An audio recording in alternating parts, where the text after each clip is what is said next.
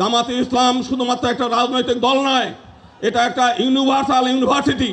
আমরা সংক্ষেপে যেটা বলতে চাই যে আমরা দীর্ঘদিন যাবৎ আওয়ামী লীগের কাছে রাজনৈতিক বন্দী হিসেবে আমরা ছিলাম। একই সঙ্গে আমরা আরেকটা বৃহৎ দল দেখেছি যারা দীর্ঘদিন এই দেশে শাসন করেছে, তারা হিন্দু সম্প্রদায়কে প্রতারণা করেছে, নেগলেক্ট করেছে এবং ক্ষতিগ্রস্ত করেছে।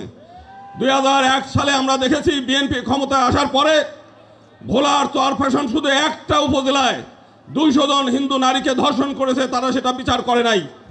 এই 2 দিন আগেও পার্বত্য চট্টগ্রাম আমরা দেখেছি একজন আদিবাসী নারীকে, কিশোরীকে 4 জন বিএনপি কর্মী দ্বারা ধর্ষিত হয়েছে। আজকে সারা বাংলাদেশে চাঁদাবাজি, সন্ত্রাস, টেন্ডারবাজি এইগুলো একের পর এক চলছে। আজকে সমগ্র বাংলাদেশের মানুষ আপনারা এখানে এসেছেন জামাতে ইসলামের ডাকে। জামাতে ইসলাম শুধুমাত্র একটা রাজনৈতিক দল নয়, এটা একটা ইউনিভার্সাল ইউনিভার্সিটি।